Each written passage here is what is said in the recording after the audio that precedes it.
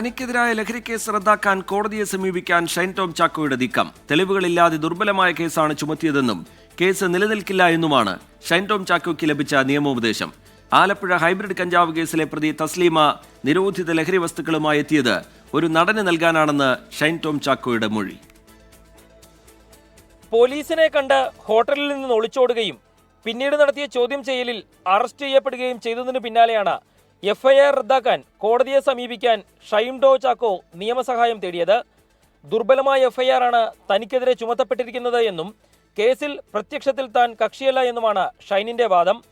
നിലവിലെ എഫ്ഐആർ യാതൊരു തെളിവുമില്ലാതെയാണ് രജിസ്റ്റർ ചെയ്തതെന്നും കേസ് റദ്ദാക്കണമെന്നും ആവശ്യപ്പെട്ടാകും ഷൈൻ കോടതിയെ സമീപിക്കുക.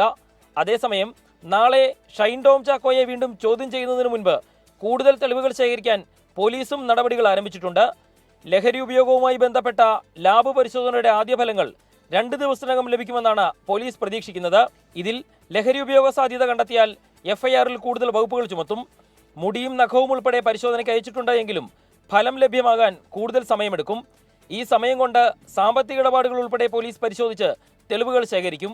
അതേസമയം മലയാള സിനിമയിൽ ലഹരി ഉപയോഗിക്കുന്ന കൂടുതൽ നടന്മാർ ഉണ്ട് എന്നും സിനിമാ കുടുംബത്തിൽ നിന്നുള്ള ഒരാൾ സ്ഥിരമായി ലഹരി ഉപയോഗിക്കുന്ന ആളാണ് എന്നും ഷൈൻ ടോം ചാക്കോ മൊഴി നൽകിയിട്ടുണ്ട്. ഇയാൾക്ക് വേണ്ടി ലഹരി എത്തിക്കാനാണ് ആലപ്പുഴയിൽ പിടിയിലായ തസ്ലീമ എത്തിയതെന്നും ഷൈൻ മൊഴി നൽകി. ഈ മൊഴിയുടെ ആധികാരികതയും പോലീസ് പരിശോധിക്കുന്നുണ്ട്.